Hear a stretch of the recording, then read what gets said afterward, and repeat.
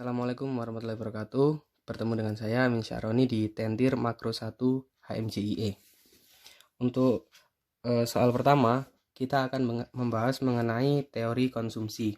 Di sini ada 3 teori konsumsi, yaitu life cycle hypothesis, permanent income hypothesis, sama relative income hypothesis. Yang dimaksud dari teori konsumsi life cycle hypothesis yaitu teori ini itu dicetuskan oleh Modigliani bahwa besarnya konsumsi tidak harus tergantung berdasarkan dari pendapatan, namun juga berdasarkan dari jumlah kekayaan dimiliki. Kekayaan yang dimiliki ini bisa dari tabungan, investasi, pengisian pendapatan, warisan, dan lain-lain. Untuk yang kedua, yaitu permanent income hypothesis.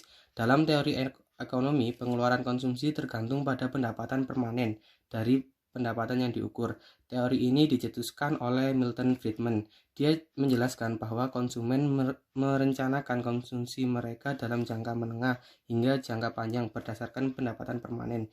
Yang dimaksud pendapatan permanen di sini itu yaitu pendapatan yang pernah diperolehnya. Jadi kayak misalnya itu pendapatan pokoknya dia itu berapa. Jadi tidak dihitung pendapatan tambahan-tambahan yang lainnya, yaitu pendapatan pokoknya. Yang ketiga, relative income hypothesis dicetuskan oleh Dansbury. Menurut Dansbury, apabila seseorang pendapatannya mengalami kenaikan, maka dalam jangka pendek tidak akan langsung menaikkan pengeluaran konsumsi secara proporsional. Akan tapi kenaikan pengeluaran konsumsi itu akan perlahan. Sebaliknya, bila pendapatan seseorang turun, maka tidak mudah terjebak dengan kondisi konsumsi yang tinggi. Jadi yang dimaksud di sini itu dia itu akan menyesuaikan turunnya pendapatan. Jadi dia tidak akan mengonsumsi seperti yang sebelumnya yaitu tinggi-tinggi terus. Dia akan menyesuaikan untuk turun. Dia juga menjelaskan bahwa konsumsi seseorang juga dipengaruhi oleh konsumsi tetangga dan lingkungannya.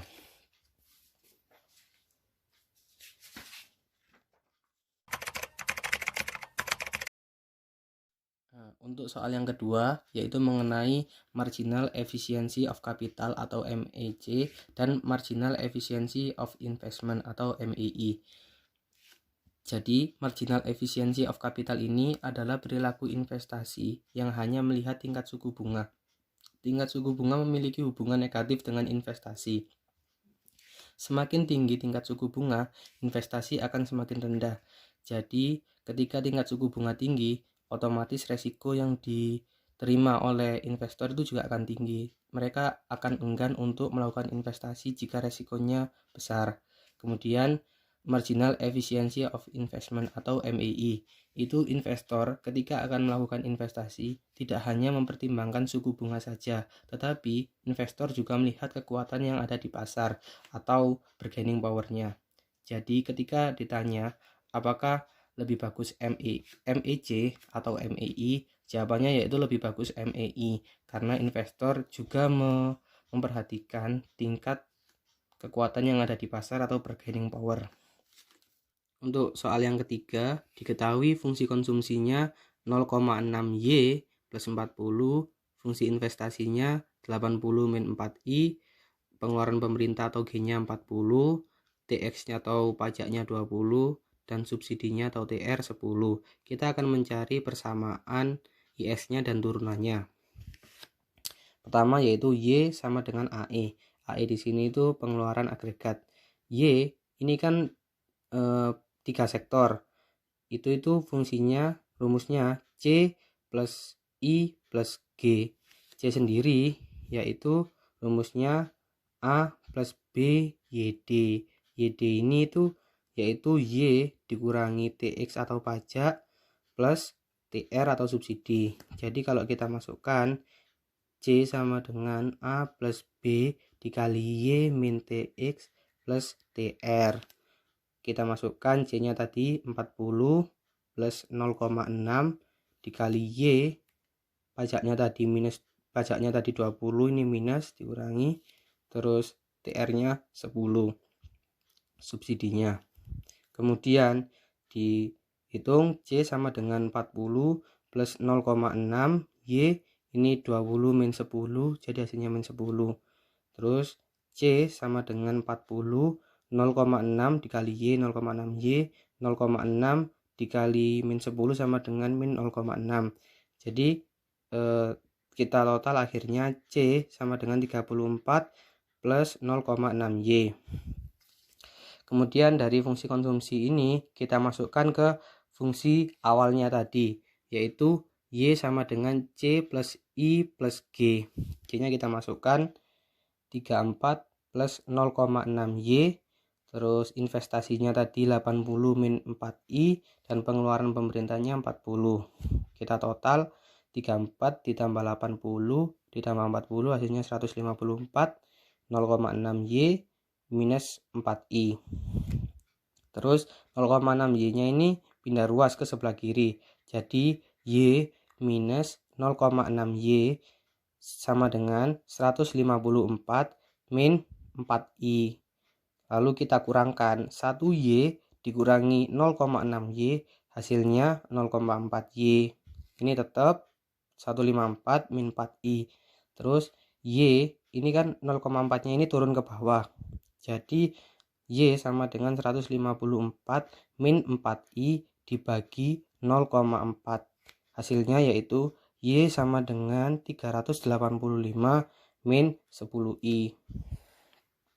Kemudian kita lihat di injeksi dan kebocorannya juga. Fungsi injeksinya yaitu I plus G dan kebocorannya yaitu S plus TX. Kita hitung I-nya tadi 80 min 4I ditambah pengeluaran pemerintah G-nya 40. Kemudian S ini kita dapat dari ini. Kan C itu 34 min 0,6Y. Jadi kalau kita akan mencari S, tetap kan S itu sama dengan min A plus B min 1 kali Y. Jadi S-nya nanti min 34, 1 dikurangi 0,6 hasilnya 0,4Y. Jadi fungsi savingnya yaitu minus 34 plus 0,4Y. Kita nggak usah masukkan TX nya lagi, karena di sini tadi ketika kita mencari C tadi sudah kita masukkan TX nya. Jadi untuk di sini TX tidak usah dimasukkan lagi, jadi cuma fungsi savingnya aja. Terus dihitung 80 ditambah 40 jadi 120. Ini min 4 nya tetap. Terus ini min 34 plus 0,4Y. Kita hitung 120 plus 34 ini pindah ke sini kan jadi plus. Ini min 4I tetap sama dengan 0,4Y. 0,4Y sama dengan 154, ini dijumlahkan tadi min 4I. Y-nya 0,4 turun ke bawah jadi 154 min 4I dibagi 0,4, yaitu hasilnya nanti Y sama dengan 385 min 10I. Ketika fungsi injeksi dan kebocoran ini nilainya nanti sama dengan YAE, itu perhitungan kalian sudah benar. Kan di sini diketahui di injeksi kebocorannya Y sama dengan 385 min 10I. Sedangkan di YAE ini hasil akhirnya yaitu Y sama dengan 385 min 10I. Ini kan sudah sama. Jadi itu udah benar hitungannya. Kemudian kita akan mencari grafiknya, turunannya nanti. Ini grafiknya.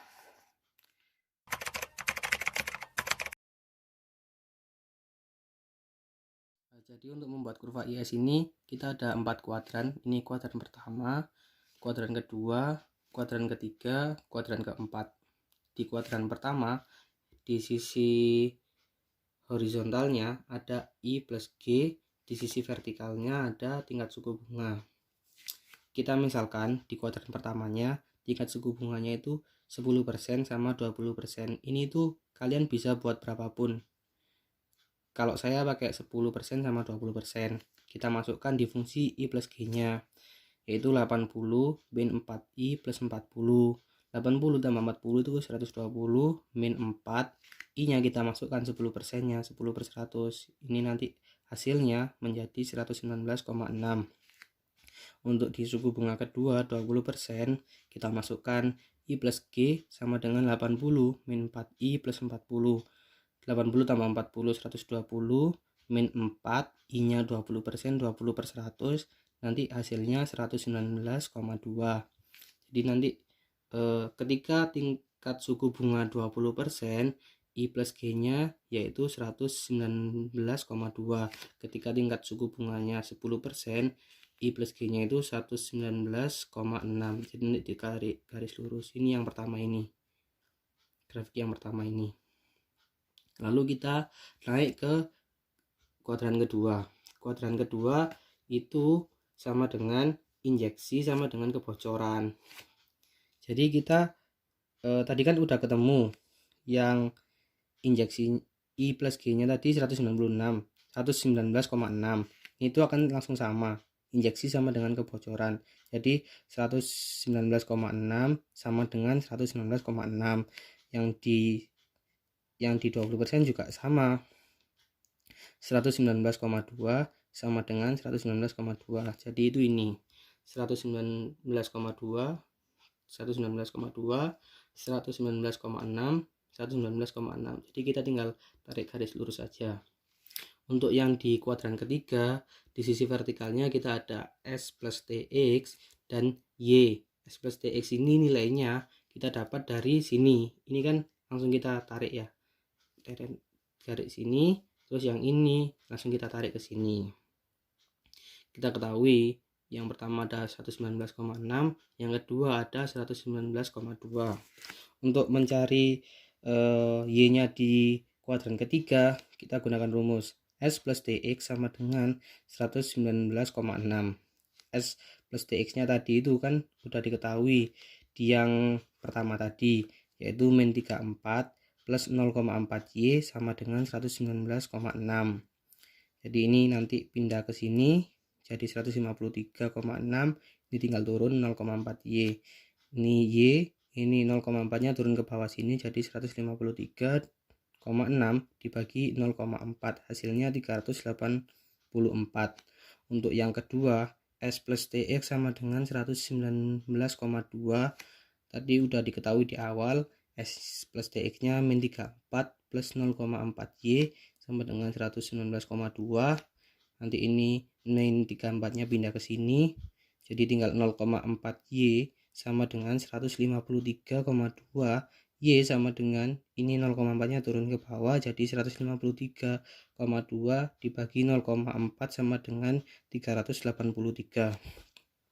Jadi ketika S plus TX nya 119,6, nilai Y nya itu 384.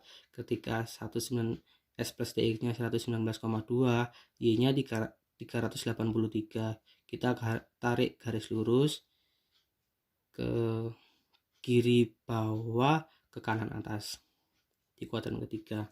Kemudian di kuadran keempat kita tinggal tarik garis juga dari yang kuadran 3 ini untuk menentukan Y nya 383. Kita tarik garis ke bawah, Y nya 384, kita tarik garis ke bawah juga. Untuk yang di sisi I nya tingkat suku bunga, kita juga bisa tarik garis dari kuadran 1, ada 20% sama 10%. Jadi kita tinggal menentukan aja untuk rumusnya. Untuk di kuadran keempat itu perhitungannya yaitu seperti ini. Ketika I nya 10%, Y nya itu sama dengan yang kita ketahui di awal tadi ya, Y nya sama dengan fungsinya yaitu 385 min 10I. Jadi kita masukkan 385 min 10, I nya kita taruh 10%, 10 per 100, hasilnya 384.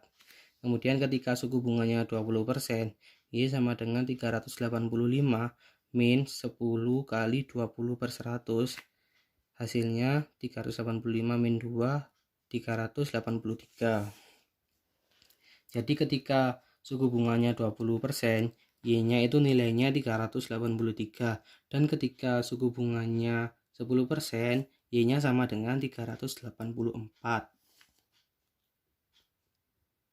Di soal nomor 3 yang B kan dimisalkan G nya itu meningkat 20. Jadi kan di C nya tadi udah kita cari di awal, yaitu nilainya 34 plus 0,6 Y. Ini kan setelah dipengaruhi pajak sama subsidi tadi. Terus investasinya tetap 80 min 4I, G nya tadi 40, ketika meningkat 20 jadinya ditambah ya, jadi 60. Ini pajaknya TX-nya tetap 20, subsidinya tetap 10. Kita masukkan langsung di persamaan yang 3 sektor, yaitu Y sama dengan C plus I plus G. Jadi di sini tuh Y-nya itu sama dengan 100 ini 34 plus 0,6Y, C-nya, I-nya 80, min 4I sama G-nya 60. Lalu Y sama dengan 174 ini ditambah 34 ditambah 80 ditambah 60 ditambah 0,6Y min 4I.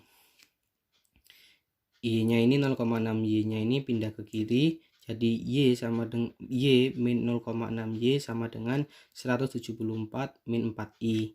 Ini 1Y dikurangi 0,6Y sama dengan 0,4Y. Ini tetap 174, ini tetap min 4I.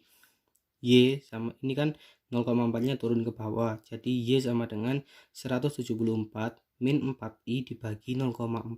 Hasilnya Y sama dengan 435 min 10I. Kemudian kita cek lagi di injeksi sama dengan kebocoran. Injeksinya I plus G, kebocorannya S plus DX. I nya tadi 80 min 4I, kita masukkan 80 min 4I. G nya tadi 60 kan ketika meningkat 20. Terus S plus DX nya tadi udah kita cari juga di awal, yaitu min 34 plus 0,4Y. Kemudian ini ditambah 80 tambah 60, hasilnya 140, min 4I nya tetap, min 34 tetap, 0,4Y nya tetap. Kemudian ini min 34 nya nanti pindah ruas ke kiri, jadi plus ya, jadi 140 ditambah 140 ditambah 34, hasilnya 174, min 4I sama dengan 0,4Y. Y ini 0,4 nya turun ke bawah, Y sama dengan 174 min 4I dibagi 0,4, yaitu Y nya nanti 435 min 10I. Seperti yang saya bilang di awal tadi, ketika nilainya YAE nya ini sudah sama dengan nilai injeksi sama dengan kebocorannya, ini kan sama ya, ini sama ini sudah sama, itu jadi perhitungannya sudah benar. Kita tinggal mencari di grafiknya aja. Kemudian ini mencari di grafiknya ya, di perubahan ketika ada G-nya meningkat menjadi 60 tadi. Di kuadran yang akan berubah ini ketika G-nya meningkat, yang akan berubah hanya di kuadran 1 sama 4. Kenapa tidak berubah di kuadran 2 sama kuadran 3? Karena di kuadran 2, 3 ini tidak dipengaruhi oleh nilai G-nya. Jadi yang berubah hanya di kuadran 1 sama 4. Di kuadran 1, ketika I-nya 10%, ini fungsi I plus G-nya yang baru tadi 80 min 4I plus 60. Plus 60-nya tadi ya. Ini dimasukkan 140, ditambah ini 140 min 4I. 140 min 4I-nya kita masukkan 10%, 10 per 100, jadi itu hasilnya nanti 139,6. Ketika di suku bunga 20%, I plus G-nya 80 min 4I plus 60. 140 min 4I, 140 min 4, I-nya kita masukkan 20 per 100. Hasilnya nanti 139,2. Nah ini di kuadran pertama mengalami pergeseran ke kanan jadinya ketika ada perubahan government tadi. Jadi ketika suku bunga 20%, I plus G-nya tadi berubah menjadi 139,2 di sini. Ketika suku bunganya 10%, I plus G-nya berubah jadi 139,6. Jadi kita tarik garis baru di sini ketika telah dipengaruhi G-nya tadi meningkat. Kemudian yang di kuadran keempat, ketika G-nya meningkat, nanti itu otomatis akan mempengaruhi. Ketika I sama dengan 10%, Y-nya nanti kan hasilnya tadi kan yang baru kan 435 min 10I. 435 min 10, I-nya kita masukkan 10 per 100, hasilnya nanti 434. Untuk di suku bunga yang kedua 20%, Y-nya 435 min 10I. 435 min 10, I-nya kita masukkan 20/100, hasilnya 433. Di kuadran 4 ini kan tadi yang grafik pertamanya. Itu ketika G-nya meningkat akan bergeser ke kanan di grafik baru ini. Jadi ketika suku bunganya 20%, Y-nya nanti meningkat menjadi 433. Ketika suku bunganya 10%, Y-nya meningkat menjadi 434. Kita tarik garis baru. Lanjut di soal yang keempat, diketahui penawaran uangnya ada 400, kemudian M1-nya itu 0,25Y ditambah 0,15Y sama dengan 0,4Y, dan M2-nya 160 min 4I. Yang ditanya adalah persamaan kurva LM dan gambarnya. Persamaan kurva LM ini kan menunjukkan permintaan uang sama dengan penawaran uang. MS sama dengan MD itu kan sama dengan M1 ditambah M2. Jadi MS-nya itu tadi 400 dari sini. Terus M1-nya 0,4Y ini, dan M2-nya 160 min 4I. Kita hitung 400, 160-nya ini pindah ruas ke kiri jadi 400 min 160.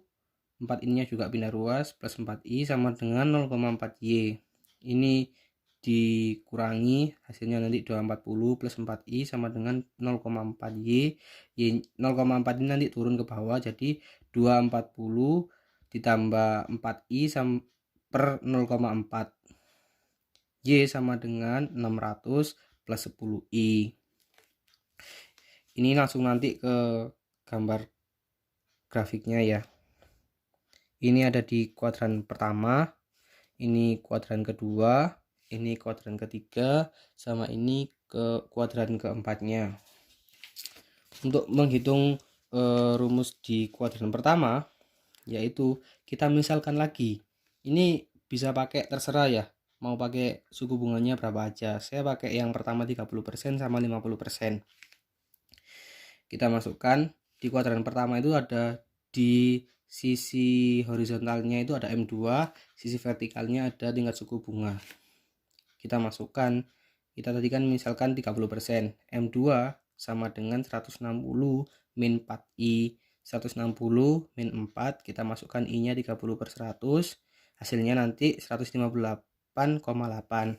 Untuk yang suku bunga kedua 50%, M2 sama dengan 160 min 4I sama dengan 160 min 4, I-nya 50%, 50/100, hasilnya nanti 158. Kemudian kita lihat di grafiknya, ketika tadi kan suku bunga 50%, M2-nya itu hasilnya 158, dan ketika suku bunga 30%, hasil M2-nya ada 158,8. Kita tarik garis. Ini di hasil di kuadran pertama. Kita lanjut di kuadran yang kedua. Di kuadran kedua itu di sisi horizontalnya ada M2, di sisi vertikalnya ada M1. Untuk rumus mencari M2-nya yaitu MS sama dengan M1 ditambah M2. M2-nya kan tadi udah diketahui ya. Ini yang 50% tadi kan 158, jadi kita masukkan M1 ditambah 158, MS-nya tadi kan diketahui 400, jadi ini nanti pindah ruas ke kiri, jadi M1 sama dengan 400 dikurangi 158, hasilnya 242. Kemudian yang suku bunga 30%, M2-nya tadi kan 158,8, kita masukkan M1 plus M2 158,8 sama dengan MS-nya 400. Ini nanti 158,8-nya pindah ruas ke kanan, jadi M1 sama dengan 400 min 158,8, hasilnya 241,2. Ini ya bisa dilihat di kuadran keduanya, ketika M1-nya M2-nya 158, hasil dari M1-nya ada 242. Ketika M2-nya 158,8, M2-nya ada 241,2. Kita lanjut di kuadran ketiga. di kuadran ketiga ini di sisi vertikal ada M1, di sisi horizontalnya ini ada Y ya. Ini masih lupa, ada Y. Ini kan kita garis lurus saja M1-nya. Kita tarik dari sini 242, kita samakan 241,2, kita samakan juga sini. Kemudian di sisi untuk menghitung Y-nya kita pakai rumus, yaitu M1 sama dengan 0,4Y.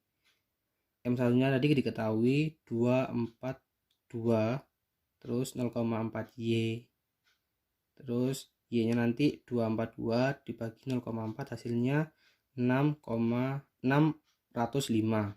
Untuk yang kedua M1 ketika diketahui 241,2, nanti Y-nya itu nanti 0,4Y, jadi Y sama dengan 241,2 dibagi 0,4 hasilnya 603. Di sini ya, ketika M1-nya 242, Y-nya nanti hasilnya akan 605. Ketika M1-nya 241,2, Y-nya nanti 603. Kemudian kita turun di kuadran keempat. Di sini ada Y dan di sisi vertikalnya ada suku bunga. Ini nanti suku bunganya kita tarik aja lurus. Dari sini 50% sama, ini 30% sama. Terus Y-nya juga kita tarik garis lurus saja dulu. Ini 603 sama, 605 sama. Lalu kita pakai ke rumusnya. Ketika Y rumusnya kan 600 plus 10I. Yang kita pakai kan I-nya tadi 30%. Kita masukkan 600 plus 10, 30 per 100. Hasilnya 603. Kemudian di yang kedua Y sama dengan 600 plus 10, 50%, 50 per 100. Hasilnya 605. Jadi ketika tingkat suku bunga 50%, itu nanti Y-nya hasilnya akan 605. Untuk suku bunga 30%, hasil Y-nya akan 603. Kemudian di soal B diketahui yaitu MS-nya itu naik 100. Jadi MS-nya tadi kan 400, dinaikkan misalnya 100 jadi 500 kan. Nanti itu akan merubah ke sini. MS sama dengan MD kan ya. MD itu M1 ditambah M2.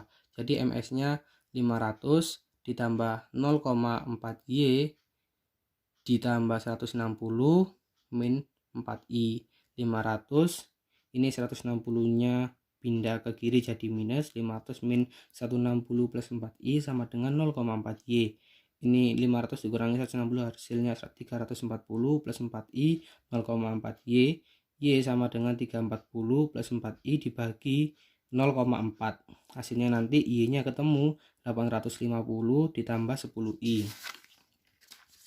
Kemudian kita lanjut ke perubahan di grafiknya. Ketika MS-nya tadi naik 100, yang akan berubah ada di grafik 2, 3, sama 4. Di grafik kedua yaitu M1 plus M2 sama dengan MS-nya 500. M1 plus M2-nya diketahui 158. Kemudian M1-nya jadi 500 min 158 sama dengan 342. Untuk yang selanjutnya M1 plus M2 sama dengan MS. M1-nya belum diketahui, M2-nya tadi udah diketahui 158,8 sama dengan 500. M1-nya ini pindah ruas, 500 dikurangi 158,8 hasilnya 341,2. Jadi di sini ya. Ini kan di kuadran kedua. MS-nya tadi naik 500. Ketika M2-nya 158, M1-nya tadi langsung naik ke ini 342. Lalu ketika M1-nya 158,8, M2-nya juga naik menjadi 341,2. Jadi kita tarik garis baru di ini 158, 342 di sini, 341,2 ini 158,8 di sini. Jadi kita tarik garis baru ketika sudah dipengaruhi MS-nya naik 100 tadi. Kita lanjut di kuadran ketiga. Ketika MS naik 100 di kuadran ketiga itu juga berubah. Jadi M1 sama dengan 0,4Y. M1 nya udah diketahui nih, 342 kita masukkan.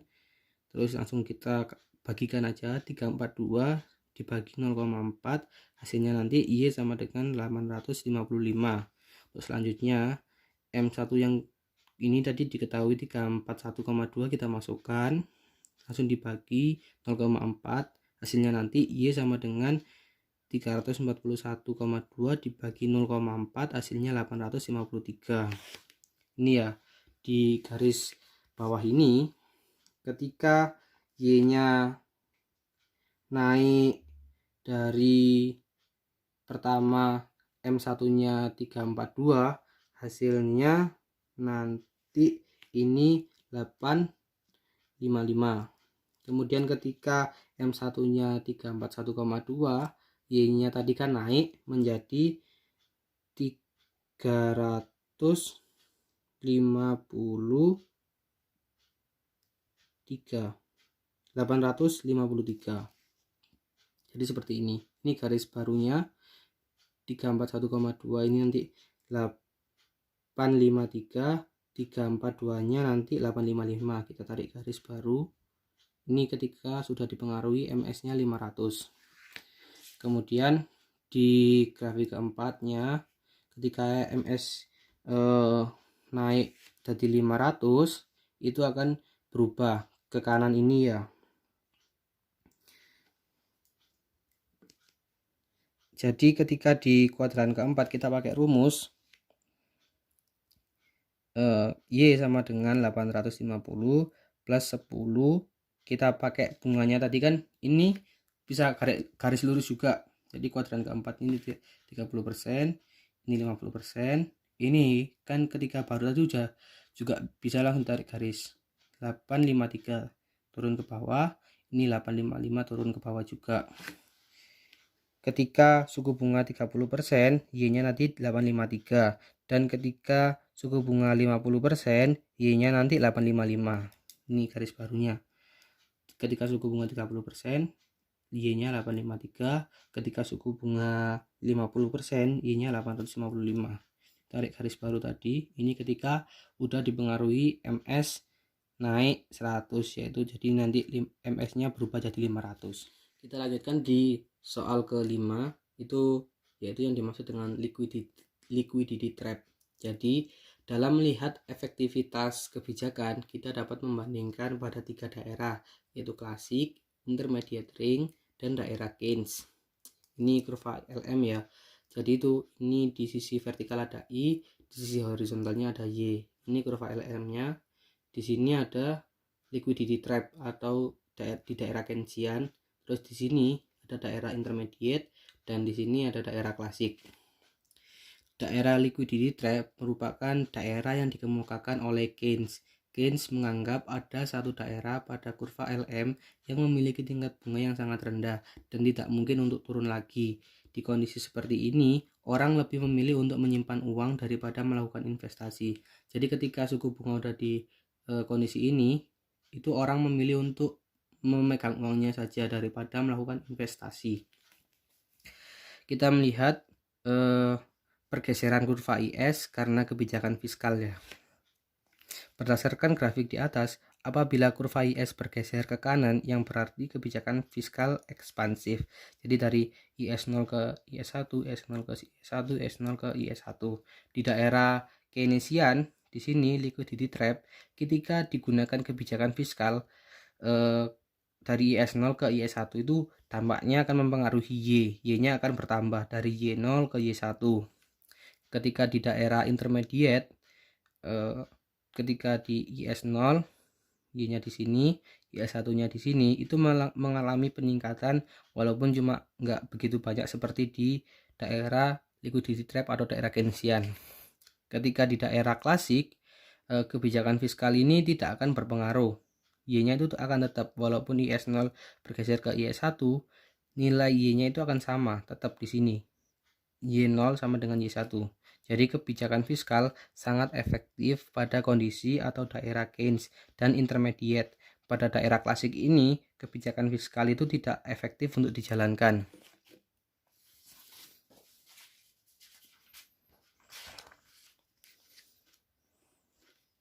Kemudian kita melihat di kebijakan menggunakan kebijakan moneter. Ketika LM-nya yang bergeser karena kebijakan moneter dari LM0 ke LM1 pada daerah Keynesian atau liquidity trap, daerah ini tuh ketika terjadi pergeseran LM, Y-nya itu tidak berubah. Jadi nilai Y itu akan sama, Y0 sama dengan Y1. Ketika pada daerah intermediate itu ketika LM0 bergeser ke LM1, itu nilai Y-nya di daerah intermediate berubah dari Y0 sini ke Y1, walaupun perubahannya tidak begitu banyak, tetap berubah, meningkat. Tetapi di daerah klasik, ketika menggunakan kebijakan moneter, LM0 bergeser ke LM1 itu perbedaannya sangat tinggi ya. Di daerah klasik ini dari Y0 sini ke Y1 nya sini, ketika digunakan kebijakan moneter Y-nya akan bertambah. Jadi berdasarkan grafik di atas, kebijakan moneter lebih efektif bila digunakan di daerah klasik dan intermediate. Pada daerah Keynesian atau liquidity trap, kebijakan moneter tidak efektif. Dapat dilihat bahwa tidak ada pergeseran di Y-nya. Jadi daerah liquidity trap itu tidak akan efektif atau tidak akan berjalan walaupun pemerintah menerapkan kebijakan moneter.